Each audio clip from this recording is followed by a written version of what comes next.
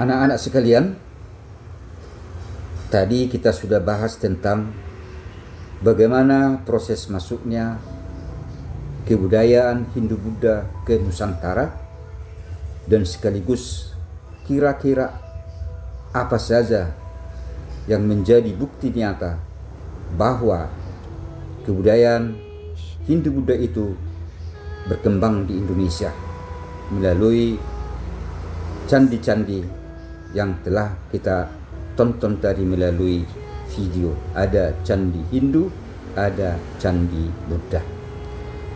Nah, sekarang kita lanjutkanlah dengan melihat kerajaan-kerajaan maritim Nusantara masa Hindu-Buddha.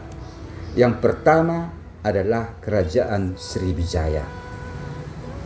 Kerajaan Sriwijaya merupakan kerajaan maritim. Mengapa? Karena memang aktivitas daripada kerajaan tersebut dan sumber-sumber untuk kehidupan masyarakatnya pada umumnya adalah dari laut dan sungai, di mana bahwa kerajaan Sriwijaya ini pusatnya di pantai timur daerah wilayah Sumatera Selatan di muara Sungai Musi. Oke, baik. Sebenarnya dari manakah atau apa artinya Sriwijaya? Sriwijaya adalah merupakan salah satu kerajaan Buddha yang berdiri pada abad ke-7. Dalam bahasa Sanskerta, Sri artinya bercahaya atau juga disebut dengan gemilang, dan Wijaya berarti kemenangan atau kejayaan. Maka dapat kita simpulkan Sriwijaya bermakna kemenangan yang gilang gemilang.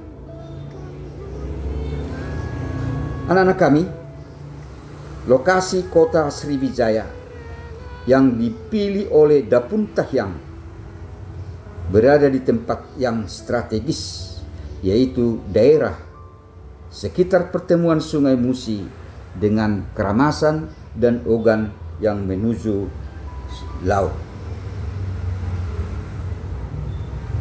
Begitu strategisnya wilayah ini, sehingga menjadi pusat-pusat perdagangan di kawasan Asia Tenggara pada masa itu. Dalam pertemuan pertama sudah kita bahas bahwa muncullah bandar-bandar di pesisir pantai Pulau Sumatera. Setelah berkembangnya perdagangan internasional melalui Selat Malaka, sebagai pelaku-pelakunya adalah pedagang-pedagang dari Tiongkok yang mau ke India, demikian juga dari India ke Tiongkok. Maka muncullah Sriwijaya sebagai tempat persinggahan mereka karena daerahnya sangat strategis. Kemudian di samping itu, yang sangat mendukung juga adalah bahwa masyarakat Sriwijaya memang dikenal sebagai masyarakat yang dekat dengan kehidupan sungai dan laut. Nah, jadi budaya maritim itu sudah melekat pada masyarakat Sriwijaya.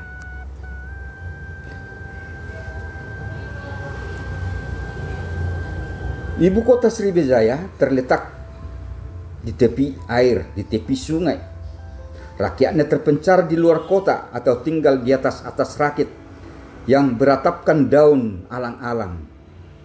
Jika Raja Sriwijaya keluar, ia menggunakan perahu dengan dilindungi payung sutra dan iringan tentaranya yang membawa tombak emas.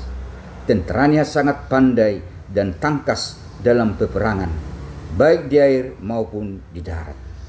Ini salah satu pendukung mengapa para pedagang-pedagang mau singgah dan tinggal beberapa lama di Sriwijaya. Mereka merasa nyaman karena angkatan perang daripada Sriwijaya itu kuat, ya. Tentaranya sangat tangkas dalam peperangan. Nah, anak-anak kami, ini bisa kita lihat perakiraan letak kerajaan Sriwijaya dan wilayah kekuasaannya. Ya, perkiraan, inilah perkiraan. Boleh kita lihat di sini, ya. Di manakah itu Sriwijaya? Sumatera Selatan, di daerah ini, daerah Sriwijaya. Nah, bahwa kekuasaannya sampai ke Malaka, ya, atau Malaysia, ya, sampai ke Vietnam, Champa, ya, ini daerah Indochina, ya, bahkan juga sampai ke Pulau Jawa. Begitu luas daerah kekuasaan Sriwijaya. Nah, letaknya Sriwijaya itu adalah di tepi sungai, ya, mengarah ke arah laut, sehingga daerah ini atau pusat kerajaan ini menjadi pusat perdagangan juga di Asia Tenggara pada masa itu. Nah, sekarang ada beberapa faktor yang menurut sejarawan J. Korn menyatakan bahwa Sriwijaya itu berkembang dengan cepat karena faktor-faktor sebagai berikut. Faktor yang pertama adalah letak geografis.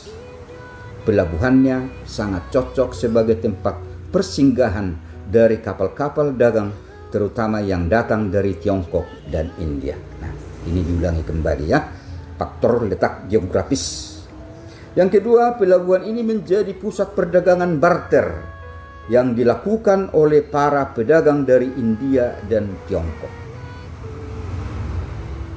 Kemudian menjadi pusat perdagangan dari barang-barang lokal yang akan dikirim ke Tiongkok dan India, didukung oleh adanya pemerintahan yang kuat. Inilah 3 faktor utama. Mungkin masih ada faktor-faktor yang lain, ya, mengapa Sriwijaya itu menjadi pusat kerajaan dan pusat perdagangan di Asia Tenggara pada masa itu.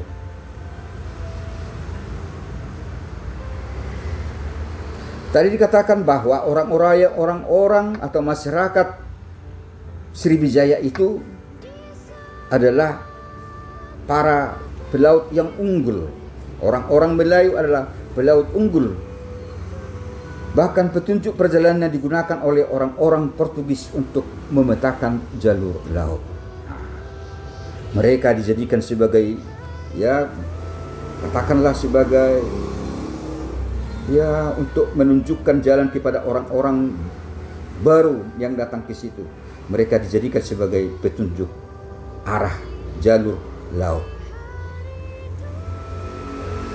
Nah, bisa kita lihat contohnya bahwa Itsing dalam kitabnya yang ditulis tahun 688 sampai 695 dengan judul Tatang Siu Kufa Kau Seng Suan menyebutkan di Sriwijaya terdapat 1000 orang biksu Buddha.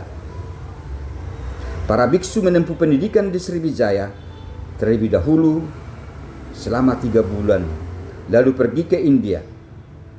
Kemudian para biksu itu menggunakan perahu-perahu yang dibuat oleh Sriwijaya untuk menempuh perjalanan ke India. Ini sebagai penjelasan bagaimana kerajaan Sriwijaya itu, ya, memperhatikan pengembangan agama Buddha.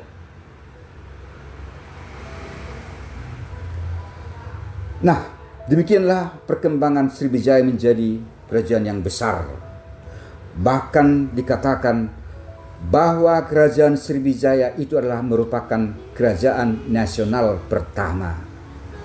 Ya, kerajaan nasional pertama. Mengapa dikatakan demikian? Karena melihat wilayah kekuasaan yang begitu luas, hampir menyerupai wilayah Negara Kesatuan Republik Indonesia yang sekarang kita ini sebagai negara yang merdeka, negara yang berdaulat. Kemudian nanti ada lagi negara nasional yang kedua nanti pada masa Majapahit. Nah, ini kita fokuskan dulu pada Sriwijaya ini. Nah, jadi tentu suatu kebanggaan yang besar bagi kita bahwa negara kita, bahwa Sriwijaya pernah jaya menguasai sampai ke wilayah Asia Tenggara. Namun begitulah bahwa Sriwijaya itu akhirnya mengalami keruntuhan, mengalami kemunduran. Apa sebenarnya yang menyebabkan keruntuhan Sriwijaya? Pertama adalah serangan kerajaan Medang Kamulan dari Jawa Timur di bawah Raja Dharmawangsa pada 990 Masehi. Jadi faktor penyebabnya adalah serangan kerajaan Medang Kamulan pada masa Raja Dharmawangsa. Kemudian yang kedua, negara-negara yang pernah ditaklukkan satu persatu melepas diri dari kekuasaan Sriwijaya. Ya, negara-negara bagian daerah-daerah yang dikuasai itu satu persatu melepaskan diri dari kekuasaan Sriwijaya sehingga menyebabkan kemunduran ekonomi dan perdagangan bagi Sriwijaya. Kemudian dikatakan bahwa kemungkinan besar terdesak oleh kerajaan Thailand yang mengembangkan kekuasaannya sampai Semenanjung Malaya. Artinya kerajaan Thailand itu mengambil alih kekuasaan kerajaan Sriwijaya di Asia Tenggara, ya, sampai ke Indochina dan sampai ke Malaysia. Dan yang terakhir adalah serangan Majapahit pada tahun 1477 dan berhasil menaklukkan Sriwijaya. Sejak itu berakhirlah kekuasaan kerajaan Sriwijaya. Itulah sedikit tentang kerajaan maritim yang pertama, yaitu kerajaan Sriwijaya. Dan nanti anak-anakku sekalian, setelah Anda menyaksikan melalui YouTube, Anda diberi tugas, ya, yang diberi tugas, yaitu yang pertama, jelaskanlah bagaimana aspek ekonomi kerajaan Sriwijaya. Jelaskan bagaimana aspek ekonomi kerajaan Sriwijaya. Yang kedua, jelaskan aspek politik kerajaan Sriwijaya. Yang ketiga, jelaskan aspek sosial budaya kerajaan Sriwijaya. Ada 3 hal. Nanti jawaban daripada tugas ini kalian kerjakan dan dikirim melalui tugas kelas dalam Google Classroom. Ya, tugas kelas dalam Google Classroom supaya mudah Bapak periksa. Demikian kira-kira. Setelah ini nanti kita juga ada tanya jawab, ya, tanya jawab melalui TeamLink, ya, TeamLink. Masih jumpa kita nanti TeamLink setelah selesai pembelajaran ini. Nanti kita tetapkanlah waktunya, yaitu jam 10.15. Jam 10.15 kita akan TeamLink. Demikian, itulah yang bisa Bapak sampaikan untuk sementara. Mari lihat, pelajari, Bapak kirim melalui YouTube. Terima kasih.